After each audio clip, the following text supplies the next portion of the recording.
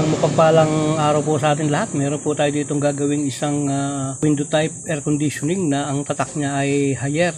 Yan. Siya po ay isang remote control at itong aircon na to ay nadala nga po sa atin ng ating minamahal na customer para i-repair natin.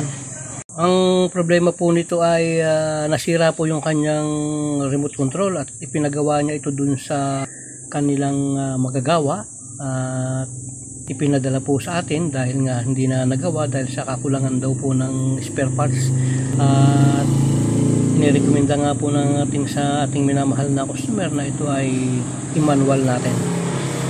Tatanggalin natin yung kanyang face cover. Meron siyang metal screw dito sa ilalim, kakalasin din natin yan.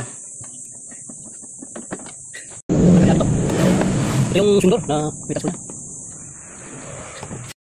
Meron pang isa yan dito sa ilalim. Bali, dalawang metal screw na yan. Namawagin sa kanyang control. Yan. Medyo bakit sa bakit. Okay lang.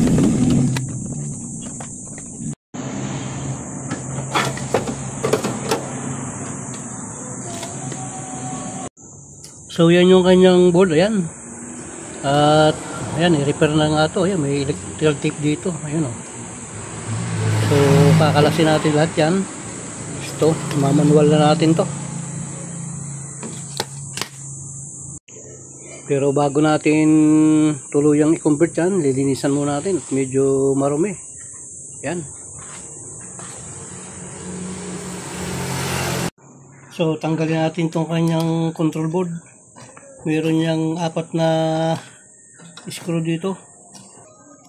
Bali, 4 yan. Yung mga screw niyan.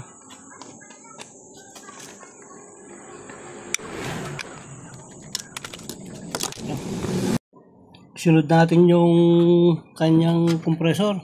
Yung compressor nakahiwala yan. Ayan o. Yung tatlo, isang black, red, blue. Yan. Ang una natin tatandaan dyan, yung kabit niya sa capacitor. Paggaling dito sa compressor, kasi yung compressor makikita natin malaki yung mga wire niya. Kumpara natin dito sa wire na mga pan motor niya. So mapapansin natin, ngayong kanyang starting, yan, nagsusulo yan. Yan o. Nagsusulo yan, kulay itim. So yan, nakalas na natin lahat yan. Hugasan muna natin yan para luminis muna bago natin i-wiring.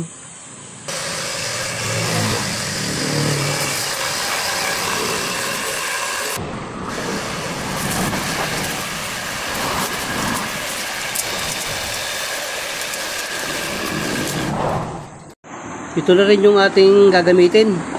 Ipapatong natin tong isang plate na ito dito. Ayan, nakaganyan. Para sakto-sakto yung kanyang pyesa. So, yan. Katapos nga na ma-assemble natin, ayan na, okay na siya. Buo na. Ngayon, iwa-wirings natin. Okay.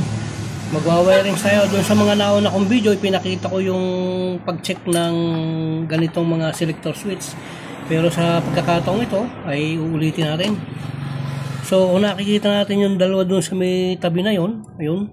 Yun yung line. Ito, line 1, line 1. Parehong line 1 yan. So, ito yung line 1. Ang una natin gagawin ay titingnan natin kung ano ang posisyon ng ating selector switch. Ang gamit lang natin ay buzzer. Buzzer lang. Tingnan muna natin. So, ito yung ating linya. Ayan. Line 1 yan. Tsaka yung nasa ubang yun. May contact yan. Ayan o. Ayan. So, tingnan natin itong mga terminal niya. So, wala. Ngayon, ang gawin natin, mag-switch tayo ng isa. Ayun. Ang ating hahanapin dito kung nasan yung compressor at saka yung mga pan niya. So, dito tayo. Yun. So, ito, may contact to. Ibig sabihin, ito yung gagawin nating pan. Low pan. Dalawa na natin. Dalawa. So, nawala na siya. Lumipat siya rito. So, ito ang gagawin nating high pan. Ayan, high pan yan. Switch ulit natin sa pa. Ayan, ha? Ayan. So ito, palibasa nga nakita natin na tatlo ang terminal. Ibig sabihin, low, medium, high. Itong ating ginamit. So nasa high na tayo. Last, itong ating switch. Yun. Ayun, may compressor na siya. Ha? Ito na yung compressor. Ibig sabihin, ito yung compressor. Ayun. Pagdating sa, ito yung gagawin na. Ito, tsaka itong compressor, may contact na siya. Ayan, oh. So, ibig sabihin, compressor to. Ito yung compressor. Low, medium, high. Okay? So, itong black at saka white, yan, nakita natin, ito yung galing sa linya. So, itong white, ito ang gagawin nating linya dun sa ating capacitor. So, lagay natin. Yan. Unahin natin yung linya. Itong white, ilagay natin agad sa capacitor. So, ayan, meron na tayong linya. Itong black na ito, galing ito sa compressor. Ayan. Starting yan. Hindi ko na inalis. Ayan, starting yan. Ayan, o. Ito naman, running. Ito, galing sa compressor. Ayan, so, ilagay natin itong ating running, galing sa compressor, dito rin sa ating capacitor. Ayan, kasama ng line 1. Ayun. So, ito namang tatlong ito yung sa capacitor ng pan motor. Ayun. Ayan. Yung dalawang brown na yan, nagpunta dito sa capacitor. Ayan. Ito. Okay. Itong tatlong to, galing ng pan motor. Itong isang to linya. Ito yung line ng ating pan motor. So, dito natin siya ilalagay. Sasama natin siya dito sa marami. Ayan, sa line 1. Susok natin dyan. Yun. Pagkatapos, ito naman, galing ito ng swing. Ito, itong dilaw na to. Ang swing na yan, ay mayroon siyang dalawang kulay. Ito, itong lugar na yan. Yan. Blue at saka black. Yan ang ating swing, no? So, unahin muna natin itong isang linya. Ayan. Itong swing yan. Tumuloy yan dito sa line 1. Ayan. Ilagay natin yung line 1 ng ating cord. Ilagay natin dito. Pusok natin. Yun. Okay.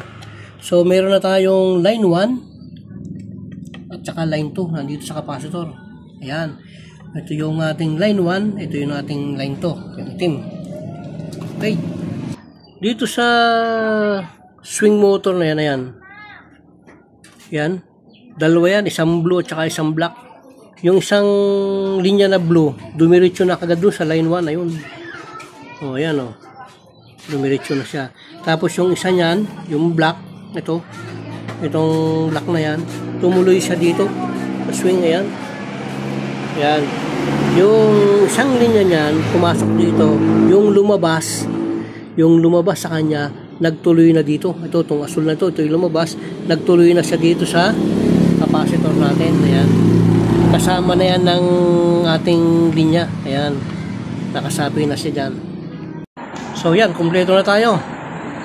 Starting ng compressor, running ng compressor, linya ng swing motor, tapos itong white, ito yung ating line 1. Pagkatapos yung red naman, ito, na nagtuloy sa orange, yan naman ang linya ng ating pan motor. So, ibig sabihin, kumpleto na yung ating capacitor. Palibhasa nga ay dalawa lang ang speed ng ating pan motor, ayan, isang low at saka isang high. So, naglagay ako ng jumper, ayan, para magamit natin lahat ng terminal ng ating selector switch. Nag-jumper ako dyan. Yan. So, i-connection natin. So, ito. Dito sa taas. Gawin natin. Yan ang pinakalo natin. So, yan. Ilagay natin tong ating pinaka-jumper dito sa una. Yan. Halos isang linya na lang yan. Yan ang magiging high niyan. Ayan. High pan. Magiging high cool, magiging high pan. Pagkatapos yung pinaka-jumper niya dito. Ayun, saksak natin dito. Yan. So yan, kumpleto na tayo sa pan natin, dun sa speed natin. Ang nawawala na lang itong compressor. So palibhasa nga yung compressor natin ay ito, kulay pula. Dinugtungan lang natin ng blue kasi nga medyo hindi siya kakapusin dun eh. Alanganin siya. So tumuloy yan doon sa thermostat. Yun, yung nasa ilalim na yun. So yan. Yan ang thermostat niya, yung blue tsaka yung white na yan. Yan. So dito sa red, tumuloy sa blue, tumuloy sa thermostat, tapos lumabas siya dito sa white. Ayan. Yan, white. Pero ito, palibhasa nga ayan, magkasama sila. Ayan, common yan, magkadugtong yan eh. Ilalagay natin siya ngayon dito sa ilalim, yung pinaka-compressor niya. Ayun. Oh, yan. Kumpleto na yung ating pase. Okay na yan. So yan, okay na. Na-simbolo natin. Yan. Ang galing. Ayan o. Yun. Ito yung kanyang swing. So tirin muna natin kung tama yung ating resistance. Naka-set lang tayo sa ohms. Zero natin. So ayan. Okay. Ngayon tingnan natin itong ating plug. Itong plug. Tingnan natin kung ano yung kanyang status. So ayan. So ibig sabihin wala siya. Naka-off. Iyon natin. So yun. 246 ohms. Ibig sabihin yan ay resistance ng pan motor.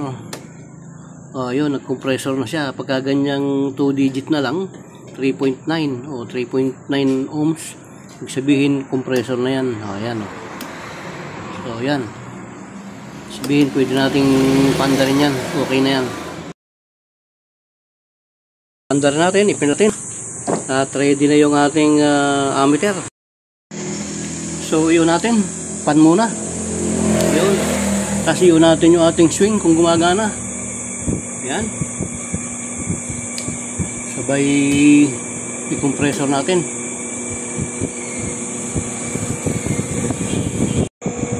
So yan yung ating swing. Ayan o. Nag-swing siya. Ayan. Gumagana siya.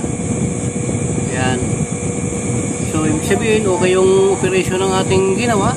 At okay na po yan. 2.8 ang nakukuha nating amperahe niya. So tingnan natin kung mag-u-off yung kanyang swing. Ayan, nag-swing siya. So yan, nagkakita natin, nagpapunction yung kanyang swing. Ayan o. Nagre-reverse forward siya. Nag-swing siya. Ayan. Yun o. So i-off natin kung mag-u-off yung swing. So yun, nag-steady. So okay na po yan, okay na pa. Yan, ang ganda ng sweating niya, oh. Nagmabasa-basa siya, ayan. So, yun. I-off natin yung kanyang swing. Tingnan natin kung mag-u-off siya. Pero iwanan natin dito sa gitna yung kanyang focus. Yan. Yun. So, nag-off siya. So, ibig sabihin, okay na yung kanyang operation. I-off natin. Sagad nga natin dito sa turbo niya. So, yun. So, ibig sabihin, lahat ng posisyon ay gumagana. Yun, nagpan na lang. Stop natin. Yun, okay na. So, dyan po natatapos muli yung ating isang nag-rewiring tayo ng higher window type air conditioning. Magmula nga dun sa remote control, nilipat natin siya sa manual. So, marami pong salamat sa lahat po ng mga nagpapalo sa akin at nanonood ng aking video. Alagin niyo po sana akong subscribe. Nawa po ang biyaya at pagkapala ng ating Panginoon ay sumating lahat. Maraming salamat. God bless po.